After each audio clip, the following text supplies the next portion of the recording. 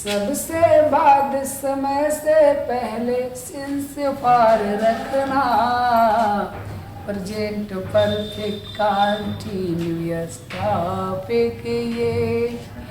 तो आओ सीखें मिलकर हम और तुम, हम आसान करेंगे राह तुम्हारी को। इन राहों पे चलते रहना तुम। तो प्रिय विद्यार्थियों, डियर स्टूडेंट्स, आइए सीखते हैं ट्रांसलेशन का एक और टॉपिक अपने अलग अंदाज में। इसको भी सीखेंगे एक स्वीट फिल्मी सॉन्ग की तर्ज पर। प्रेजेंट परफेक्ट कंटिन्यूअस टॉपिक है, तो आओ सीखें मिलकर हम और तुम। प्रेजेंट परफेक्ट कंटिन्यूअस टॉपिक है, तो आओ सीखें मिलकर हम और तुम। हम आसान करेंगे राह तुम्हारी को। इन राहों पे चलते रहना तुम। इस टेंस की बात करें, इसकी पहचान क्या होती है? वर्ब के अंत में रहा है, रही हो आता है, रहा हो, रही हो, हुआ है, हुई है, या मिल जाता है।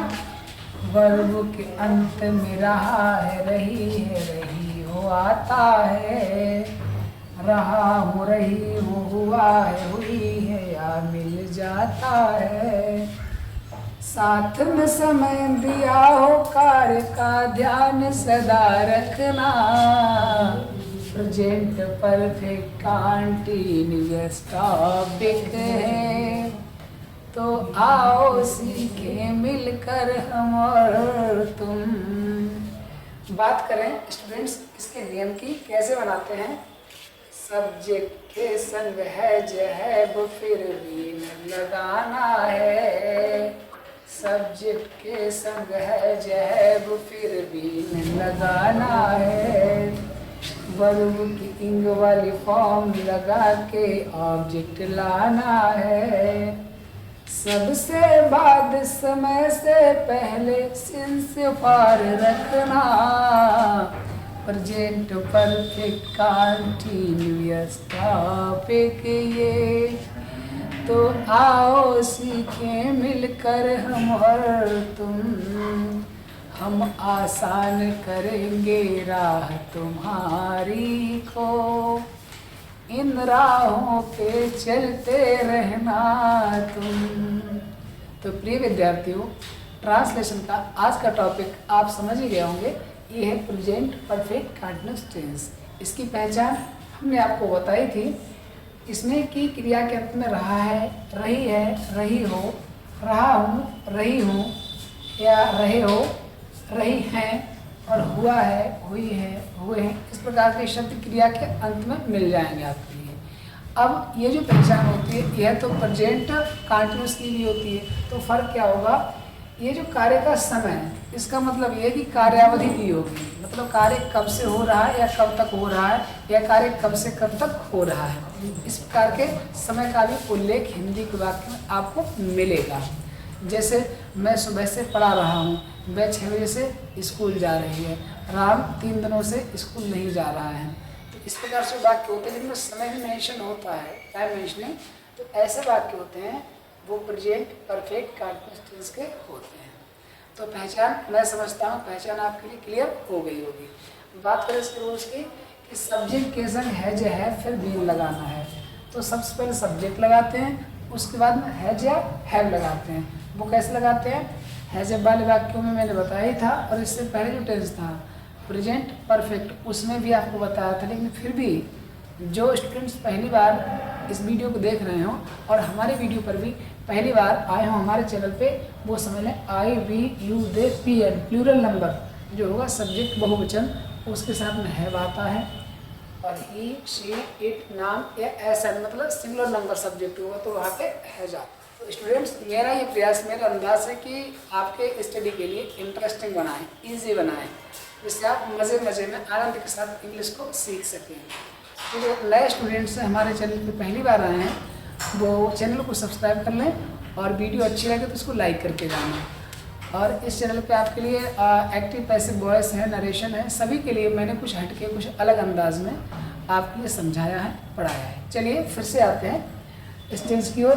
तो इसमें मैंने क्या बताया था, हाँ, कि सब्जेक्ट के संग हैज या हैव, उसके बाद में फिर बीन लगा देते हैं और बीन के बाद में वर्ब आईएनजी वाली फॉर्म, मतलब फर्स्ट फॉर्म प्लस आईएनजी लगाते हैं। उसके बाद में ऑब्जेक्ट और अदर वर्ड्स आ जाते हैं।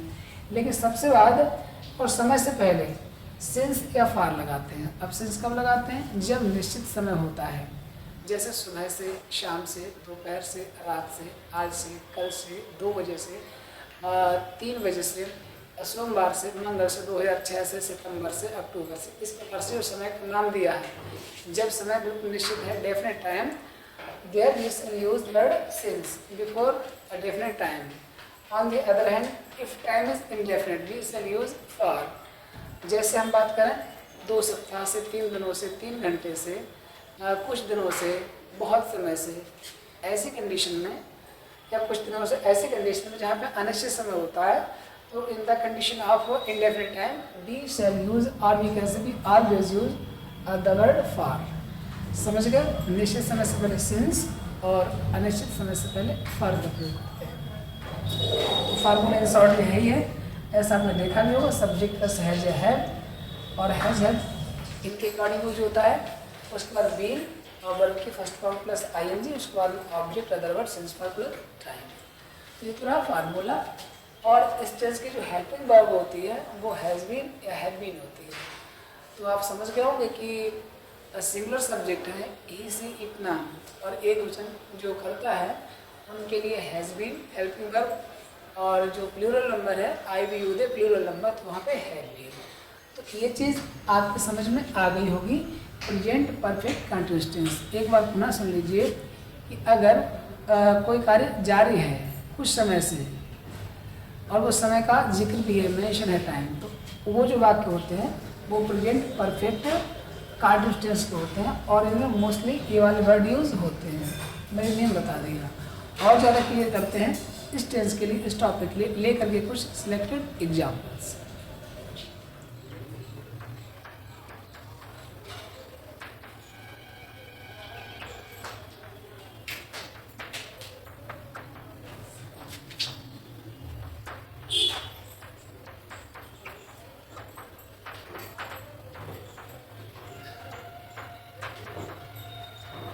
इससे पहले कि हम एग्जाम्पल समझाएं, इसको सॉल्व करें, थोड़ा सा नेम के बारे में और देखते हैं।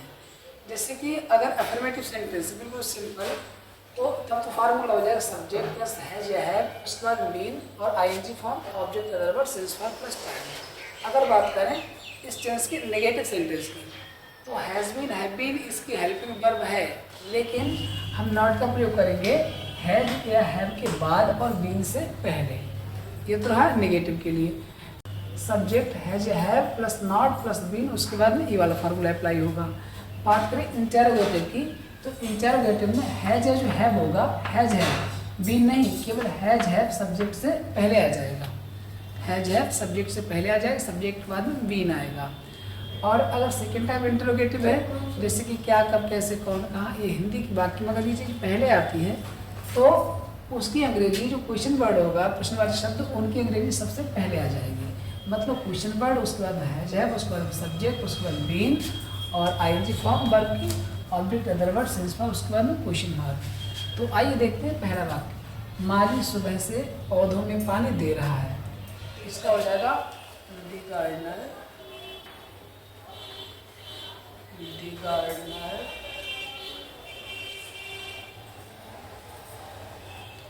has been watering the plants. Plants means पौधों। The gardener has been watering the plants सुबह से, तो यहाँ हो जाएगा since morning, since morning। अब माली चूंकि सिंगुलर नंबर है, एक वचन, इसलिए वहाँ पे हैज का प्रयोग हुआ है। सब्जेक्ट, उसके बाद हैज या हैव, उसके बाद में बीन, ये वाली बीन आ गई और वर्ब की आईएनजी फॉर्म आ गई, ऑब्जेक्ट आ गया और सिंस बाद में सिंस आएगा चूँकि सुबह है वो निश्चित समय है, सिंस मॉर्निंग। और नेक्स्ट सेंटेंस देते हैं, ये नेगेटिव है, माली 2 घंटे से पौधों में पानी नहीं दे रहा है। अब इस सेंटेंस की अपेक्षा इसमें 2 डिफरेंस हैं, या सुबह से या 2 घंटे से। ये आपका डेफिनेट टाइम है, ये इनडेफिनेट टाइम है। उसके अलावा ये अफर्मेटिव और ये नेगेटिव है। कैसे बनाएंगे? The gardener has not been watering the plants। अब से 2 घंटे से क्या हो जाएगा? for 2 hours। The gardener has not been watering the plants for 2 hours। हम सोमवार से मंदिर जा रहे हैं। अब स्टूडेंट्स हमने इन 2 सेंटेंस में हैज़ बीन का यूज देखा, सिंगुलर नंबर वाला। यहाँ है वो आपका हैव का यूज होगा। हम सोमवार से मंदिर जा रहे हैं, कैसे? We have been going to temple. कब से? सोमवार से। ये निश्चित समय है, डेफिनेट टाइम आ जाएगा since Monday। We have gone to temple since Monday। और नेक्स्ट सेंटेंस लेते हैं, क्या हम 7 दिनों से मंदिर जा रहे हैं? तो इसमें यही बात जो हैव है वो पहले आ जाएगा। Have been going to temple. है we will going to temple 7 दिनों से। अब पता नहीं कौन से 7 दिन है, तो ये इंडेफिनिट टाइम है, अनिश्चित समय। तो यहाँ हो जाएगा फॉर 7 days। अगर होता कि हम आज से जा रहे हैं या कल से जा रहे हैं, तो आज और कल ये डेफिनेट टाइम में आता है, निश्चित समय में, तो इनके साथ में सिंस का यूज होगा। शिखा 2006 से दिल्ली में क्यों रह रही है? तो इसमें ये सेकंड टाइप इंटरोगेटिव है, सबसे पहले क्यों किया जाएगी? वाई। अब आएगा हैज शिखा, वाई हैज शिखा, यहाँ आ जाएगा बीन लिविंग इन दिल्ली। कब से? 2006 से। ये निश्चित समय यहाँ हो जाएगा since 2006। Why has Shikha been living in Delhi since 2006? अगर ये सेंटेंस होता कि कल से तुम्हें अंग्रेजी कौन पढ़ा रहा है, तो इसका हो जाएगा Who has been teaching you English since yesterday? Who has been teaching you English since yesterday? और एक वाक्य देख लीजिए वर्षा वाला। हम कहें कि सितंबर से वर्षा नहीं हो रही है, तो इसका हो जाएगा It has not been raining since September। और अगर वाक्य हमारा इंटरोगेटिव प्लस नेगेटिव दोनों हो, नेगेटिव और इंटरोगेटिव दोनों, तो कैसे बनाएंगे? जैसे इसको ले लें कि माली सुबह से पौधों में पानी क्यों नहीं दे रहा है, तो हो जाएगा why has the gardener not been, why has the gardener not been watering the plant since morning. और अगर ये होता क्या हम 7 दिनों से मंदिर नहीं जा रहे हैं, तो इसका बन जाता हैव बी नॉट, सब्जेक्ट बाद यहाँ नॉट आएगा, उसके बाद be, have be not been going to temple for 7 days। तो डियर स्टूडेंट्स, इस वीडियो में शामिल थे ये सिलेक्टेड सेंटेंस। इससे पहले मैंने आपके लिए एक साउंड के माध्यम से इस टेंस की पहचान और नींद बताई थी। आई होप मेरा प्रयास और ये वीडियो आपके लिए अच्छी लगी होगी। तो इस वीडियो में इतना है, मिलते हैं अगले वीडियो में। ऐसे ही पढ़ते रहें, बढ़ते रहें। Thanks for watching.